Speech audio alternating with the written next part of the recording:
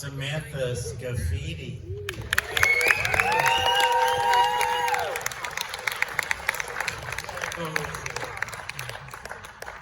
Chris, would you come up and help with the Q&A here? Sure will. This is Chris Niedecke. He's a longtime fan of Schenectady.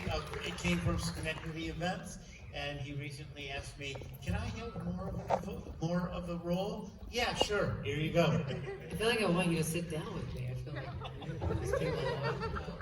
Hello. Nice to meet you. Nice to meet you. And before I get to the nitty-gritty card questions, are your friends still your friends? I was literally gonna make that joke. I was gonna be like, I think my friends still love me. But one of my friends, Bree, I thought was gonna scream, and she was laughing the whole time. So I think I know more about them now. Yeah. Yes, thank you. There was nothing cheesy about that one. I think they're still here. They haven't left. So, well, actually, because I'm driving them home. But I got a couple, and then I will go over to these lovely people here. And I will start out by, since I learned this morning that you're from Connecticut, so am I. oh, where are you from, Connecticut? My last stop was Naugatuck before I moved. Connecticut. But since it's also home to the WWF, or It was, E yeah. back in the day, a very interesting question. If you could pit Vicky against any other horror icon, who would it be? Oh God. Oh man, I don't know. That's a hard one. No one ever asked me that question. They asked David that question. Who do you think I stole it from? Okay, got it. Why'd you have to ask me that? I just always think of Hannibal Lecter. I just want to be in a room with Anthony Hopkins. I mean, obviously that's not who he is. It's not Anthony Hopkins I'm in the room with, but I don't know. I feel like there's a mind game that I'd like to play. I'll say that, but that's actually not cool. Freddy.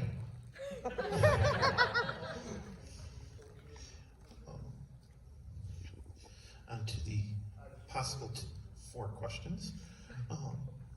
After a tough day on the set, acting or directing or doing your other projects, what do you like to do to unwind or relax? After Terrifier or any other? Terrifier, I would just or lay regular flat projects. and not move until I was the next day. No, it's well, for this movie specifically, I just made sure that I wasn't getting too deep in the psyche of this character, because that's one thing I didn't want to bring home with me. I think she's a pretty dark one. She's fun too, but yeah. So I would definitely just go relax and think about other things, spend time with my lovely friends. And last one before I turn Not it the over. time, dude. Not the time. Turn your phone Get off. off the phone. What is your problem? Why don't you just go outside?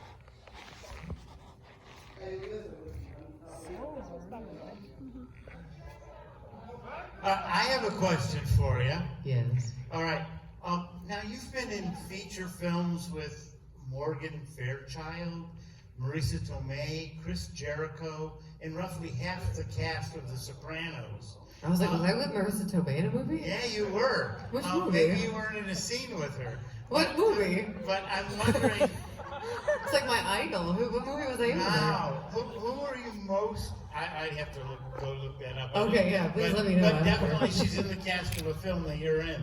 My question is, who have you been most excited to work with of all these people? Oh God, you're gonna put me on the spot with that? Yeah, go ahead. We're gonna broadcast. You know, I'm gonna. Can I answer outside of that? A person that you haven't mentioned? Sure. I worked with as a director Michael C. Hall, and he's Oh. really awesome. And Nice. he's a musician. He has a band called Princess Goes to the Butterfly Museum, and I've done a few music videos with them. And he is such a class act, and he's super talented and such a genius. We didn't go in with any concepts or any ideas. Just we had the music, and yeah, he came upstate. We shot 2 music videos, and he's pretty brilliant. Dexter. That's terrific. Yeah. So I'm particularly interested in Chris Jericho. We love Chris. Yeah, Chris is amazing. I actually saw him at an event recently. Do you have any stories about working with him? I feel like I always say this story, so I'm sorry if I always repeat myself, because Chris and I only like officially met without my mask on when we were in Austin, Texas for the Fantastic Fest premiere of it this year. But every time I'd met him, I'd always have my prosthetic on. But I grew up in Stamford, Connecticut, which is where WWF was, and I have two older brothers, so I grew up on wrestling. So I was like the lead in the Hardy Boys days, like Triple H, all those guys. And I loved Chris Jericho. So when I met him, I just pretended like I didn't know him. So, nice to meet you. Chris is your name? But he was really, really sweet and super professional, because there's a scene that didn't make the second movie because my character originally was going to die in the second movie. I don't know if anyone knows that, but Malignant came out around that time, and in the original, Art the Clown was supposed to come out of the back of my head, which would have just killed Vicky off. But instead, Malignant came out, and Damien's like, we need to scrap that whole ending. Like, it's almost identical. So that's when they decided for me to birth his head beautifully. And so there's a scene that got cut where Chris is literally putting me in a headlock, and that's the moment I was very excited about through the whole process of working with him. I actually texted my brother and was like, Chris Jericho just put me in a headlock. So, but he's a wonderful guy. He's awesome. And you kill him by, if I might be mistaken, but isn't that the mandible claw? That you killed him with? My hand? Yeah, that's a famous Mick Foley move. Oh, the mandible okay. claw. It's like I thought that was brilliant. Fun fact: I did put my fingers in his mouth at one point. Yeah. I didn't rip his real jaw off though. But. Any other questions here from the audience? Oh, I see one right here in the front. I've been dying to ask this ever since I knew this was going to happen. So, what was more fun to play, the final girl or the monster? The monster. In this series, yeah. I didn't love the prosthetics, which I tell everyone. I bitch and complain every time I have a chance. So how long was makeup getting that? 6 to 8 hours. Yeah, and I would get pre-called just because 6 to 8 hours is like your full shoot day. And it's extensive. It's legs, it's arms, and then there's just like layers and layers of paint. And yeah, so that was an intense process. But to be able to be in a scene with Lauren and Dave and just play with them in that way, like that sounds weird. But to play in a scene with them was really, really fun. Yeah. But I do love Vicky. I do love the original character, but playing this iteration of whatever she is insane. Yeah. Certainly. Here we go. When you played Vicky in the first movie, did you think it would go like this far, like with you being third? No, not at all. I was like, I feel like every movie I'm like, just kill me, Damien, kill me. No, I didn't. It was weird. I feel like every movie I was supposed to die, and then for some reason Damien's like, I still want to keep torturing Sam, so he just kept continuing my life throughout the films. But like I said, 2, we shot a completely different ending, and then Damien's like, oh my god, I've got the best idea. And then he told it to me before the 3rd script, before he wrote it. And I was so excited, but I was like, oh, but he didn't write it yet, so I hope he actually goes in this direction. And he did, and he went as far as he did, which is scary and exciting all at the same time. But no, 10 years later, which is almost a decade, I never imagined us being here or even getting to be with the character in this way.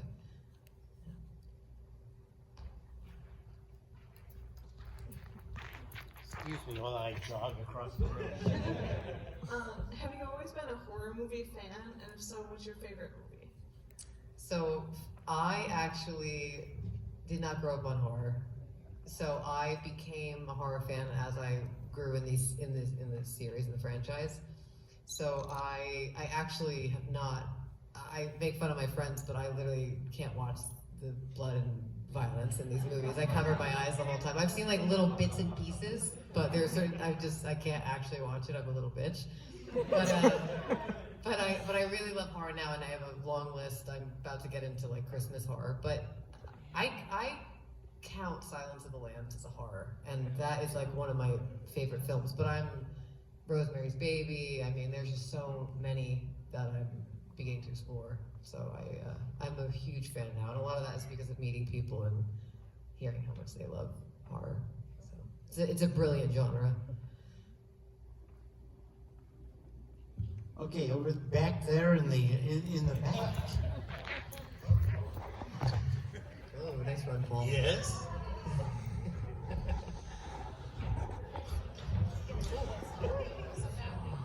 Hi, I'm also from I Connecticut. hate them.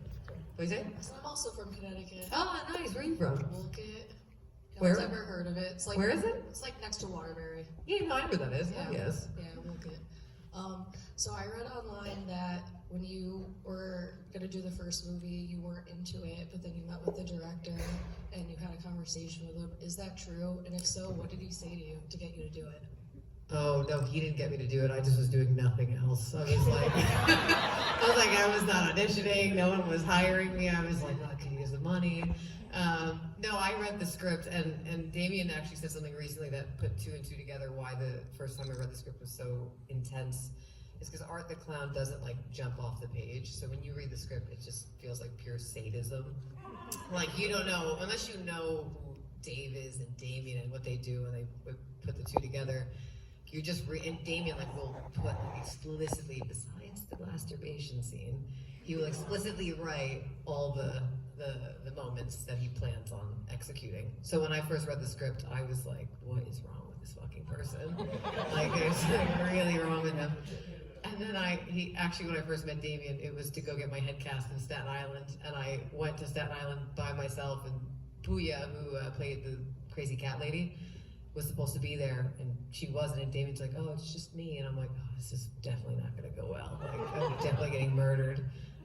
But then I met Damien. Damien's the nicest, most talented, he's just so opposite of what a lot of people think of him, but I definitely did it because I had nothing else going on, that's the truth.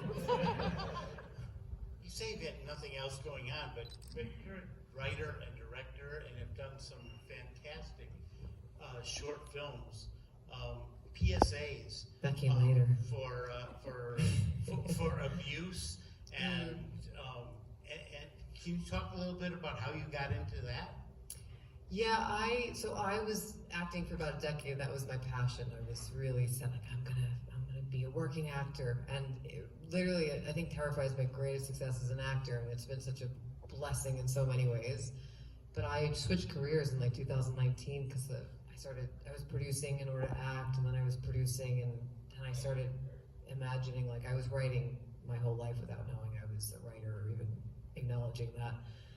And then one day I decided, as I was producing for other people, I really want to just make something for myself. Well, not for myself, but where I'm directing it. And I had built a network at that point. And so I did the Women's March on Washington. We went and I did I just wanted to be a part of it, to see what it was like, to capture that like feeling of being there with all those people. And then I did like domestic violence is a cause that's super close to my heart, and so I do a lot of work with nonprofits, whether it's for RAIN, Rape, Assault, Incest National Network, or Healing Tree, and specifically for those causes. And so I did a few PSAs, just bringing awareness to the different struggles of survivors. And then that's when I got my representation as a director for commercials, and that kind of opened up. That's where I met Michael C. Hall and did a few music videos, and yeah, but that came later. And then all of a sudden I don't want to say I forgot about acting, but it wasn't at the forefront when Terrifier came back and took off. So now I'm doing a little bit of all. So Terrific. yeah. You got another question there, Chris? Yes. Not to go back to David, he's great, but I love David. Eating you're his mic. much better. No, David's David. In interviews, he mentions a scene in the current movie that he thought was tough and made him uneasy and sick. Is there any scenes in this movie or others of the franchise that made you just as sick? Not when I'm filming them. When I'm filming them, I do not blank. I'm just like, okay, here's a head. I'm gonna put it over here. I gotta get blood on me. David's spraying me. Great. But when I watch it, every fucking scene makes me sick. Like it is. I think the practical effects are so good, and I'm like I said, I'm not for blood and guts and violence. I mean, I love darker subject matter, and I love these films, but I'm trying to. The scene that made Dave sick was the rat scene, but it wasn't. It was. I don't know if you all know this, but it was because he doesn't like vomit. Which is like ridiculous. Like that's the thing of all the things that made him sick, and I was there. But in this, oh, I don't know. I really love it now. Like, yeah. Part B to that, in the bathtub scene, do you know what made up the goo of the bath water? Yeah, I love telling everyone this. It was gluten-free brownie batter. Because I have a gluten allergy, and we were afraid Damien was going to make me eat it. So he didn't, and then once they found out he wasn't gonna make me eat it, he put dead flies in it and wood chips. So I was sitting in a tub. So that tub is a contraption. So I'm not like submerged in brownie batter. It's coming up to here, and it's like and there was a tarp over it. So I was basically, once I went in, I was stuck in that for 2 hours, which actually was the most comfortable I've ever been on that shoot. So it's actually not so bad. But it smelled so good, and I wanted to eat it so bad. And obviously, once the flies went in, that wasn't happening. Nothing like sitting on a job. No. And lastly, for me, before I check with all the hundreds of eyes peering at us, depending on the look, because it did go between 2 and 8 hours for a makeup look. What did you do during those periods? Did you like get into character, meditate? No, I tortured everyone around me. I'm ADHD. Like I can't sit still. And I had the best team. We worked with Christian Tinsley Studio down in LA, and Heather was my main makeup person, and she's my favorite. But I torture that girl. She would be doing the most intricate things on my face and my body, and I was just constantly moving around. I said at one point, I was just like, you just gotta manhandle me. You just gotta put me back in my place. But 6 to 8 hours is a long time to sit, and sometimes they were very kind. They let me lay on the ground so they could do my makeup while I was laying on the ground. But yeah, I don't have too many tricks. Anybody else? Oh yeah, plenty of people. Here we go.